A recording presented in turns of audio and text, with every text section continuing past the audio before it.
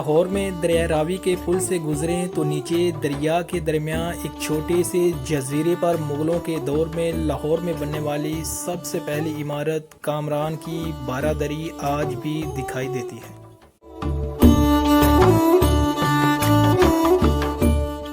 بسم اللہ الرحمن الرحیم۔ السلام علیکم میرے پیارے دوستو، امید ہے کہ آپ بالکل خیر و عافیت سے ہوں گے اور یقیناً اچھے اور نیک کاموں میں مصروف ہوں گے۔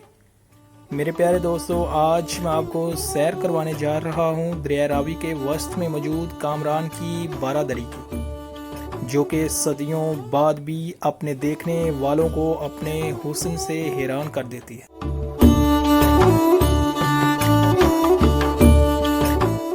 لاہور میں موجود یہ خوبصورت بارہ دری دریا کے اندر موجود ہونے کی وجہ سے اسے دریا راوی کی انگوٹھی کا نگینہ اور دریا کے سینے میں دھڑکتا ہوا دل کہا جاتا ہے۔ یہ بارہ دری مغل شہنشاہ ظہیر الدین محمد بابر کے بیٹے کامران مرزا نے بنوائی تھی۔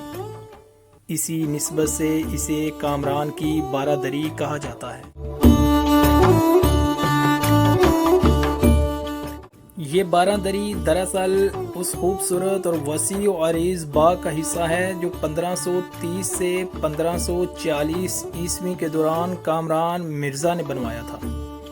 اسے لاہور میں مغلوں کی تعمیر کی جانے والی پہلی عمارت بھی قرار دیا جاتا ہے۔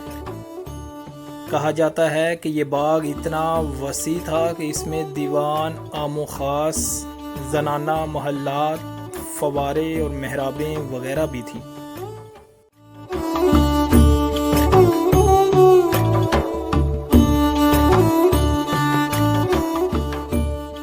کہا جاتا ہے کہ بادشاہ محمد شاہ کے دور میں جب عالمگیری بند کی وجہ سے دریا راوی کا رخ قلعہ سے شاہدرہ کی جانب مڑ گیا تو اس باغ کی بربادی کا دور شروع ہو گیا۔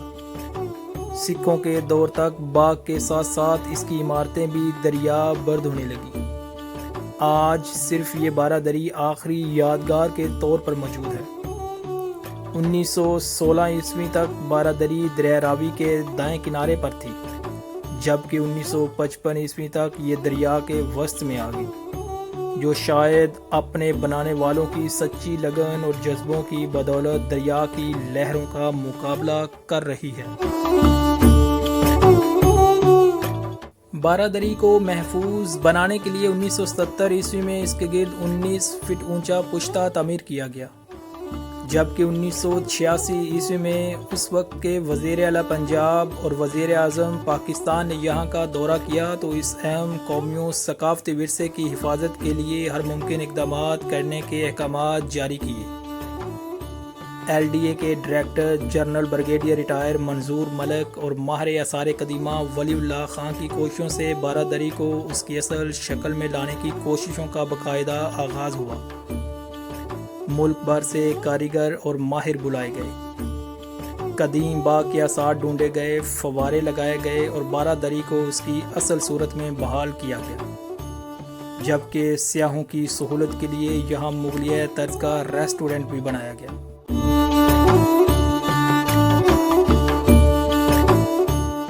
اور آخر کار اس خوبصورت جزیرے کی تزئین و آرائش اور زیبائش کے بعد 21 دسمبر 1999 عیسوی کو اس کا باقاعدہ افتتاح کر دیا گیا۔ اب یہاں یہ بات بھی قابل ذکر ہے کہ کامران مرزا مغلیہ سلطنت کے بانی شہنشاہ ظہیر الدین بابر کا دوسرا بیٹا تھا، جو شہنشاہ بابر کی دوسری بیوی گل رخ بیگم کے ہاں 1509 عیسوی میں افغانستان کے دارالحکومت کابل میں پیدا ہوا۔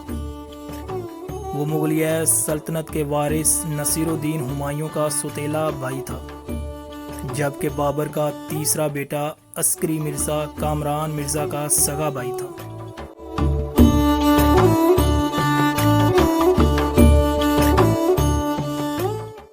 کہا جاتا ہے کہ شہنشاہ ہمایوں کامران مرزا کے لیے نرم گوشہ رکھتا تھا۔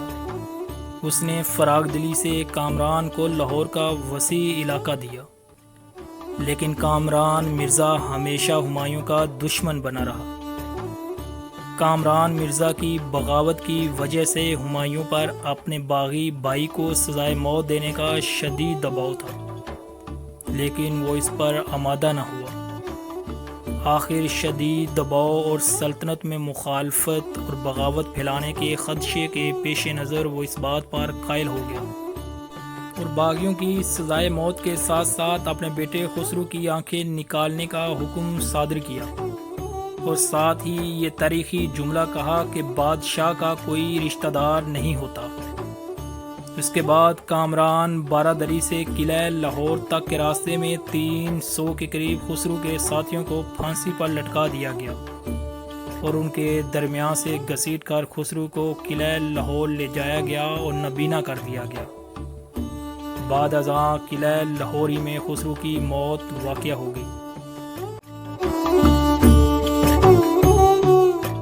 اور یہاں یہ بات بھی واضح رہے کہ جہانگیر نے خود بھی اپنے باپ جلال الدین اکبر کے خلاف بغاوت کی تھی، اور اس دوران میں جہانگیر کے بڑے بیٹے خسرو کو اکبر کی کافی قربت حاصل ہو گئی تھی، اور یہ باور کیا جانے لگا تھا کہ اکبر کے بعد خسرو ہی بادشاہ بنے گا۔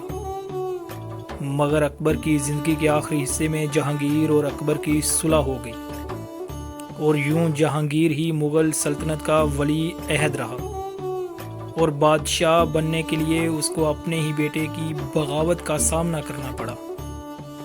کامران بارادری سے جڑی یہ کہانی تو اب ماضی کا حصہ ہے، تاہم لاہور ڈیولپمنٹ اتھارٹی کے ایک عہدیدار کا کہنا ہے کہ یہ بارادری اب لاہور کی ثقافت میں شامل ہو چکی ہے۔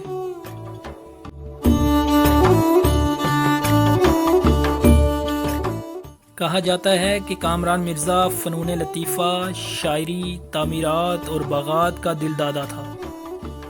شہنشاہ بابر کی وفات کے بعد جب لاہور اس کے قبضے میں آیا تو اس نے دریائے راوی کے پار ایک شاندار عمارت اور وسیع و عریض باغ بنوایا۔ کامران کی طرح کئی وزراء اور امراء نے بھی دریا کے پار بڑے عالیشان باغ لگوائے۔ یہ محلات اور باغ شاہدرہ کے گرد و نواح میں تھے۔ یہی وجہ ہے کہ شاہدرہ میں کھجور کے درخت بکثرت پائے جاتے ہیں جو ان باغات کی یاد دلاتے ہیں۔ یاد رہے کہ یہ اس وقت کی بات ہے کہ جب دریائے راوی شاہی قلعہ کی دیوار کے ساتھ بہتا تھا، اور اس وقت دریا کامران کی بارادری سے کئی 100 میٹر دور تھا۔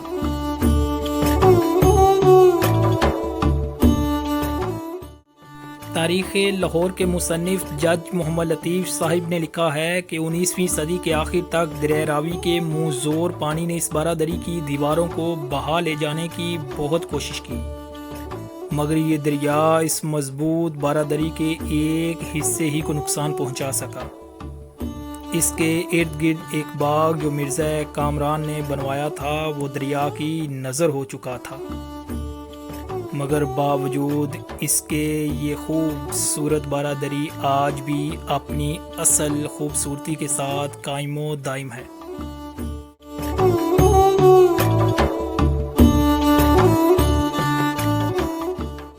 لوگ یہاں پکنک منانے آتے ہیں، یہاں ثقافتی تقریبات کا انعقاد ہوتا ہے۔ ٹی وی چینلز دریا کے کنارے واقع اس بارادری پر ڈراموں کے مختلف مناظر کی عکس بندی بھی کرتے ہیں، جبکہ دوسری جانب ماہرین آثار قدیمہ کا کہنا ہے کہ ماضی میں اس بارادری کو دریا کی وجہ سے نقصان پہنچا، مگر اب ان کے بقول دریائے راوی میں پانی حد درجہ کم ہو جانے کی وجہ سے بارادری کی اس عمارت کو کوئی خطرہ درپیش نہیں ہے، کیونکہ سندھ طاس معاہدے کے تحت جن دریاؤں کا پانی بھارت کے حصے میں آیا تھا ان میں دریائے راوی بھی شامل ہے، اور اس دریا کے پاکستان میں داخل ہونے سے پہلے ہی بھارت اس کا بیشتر پانی اپنے استعمال میں لے آتا ہے۔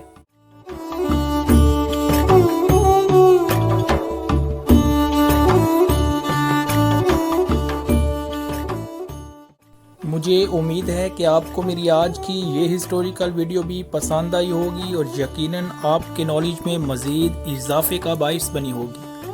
ویڈیو کو لائک کریں، چینل کو سبسکرائب کریں اور اپنے دوستوں کے ساتھ شیئر کریں۔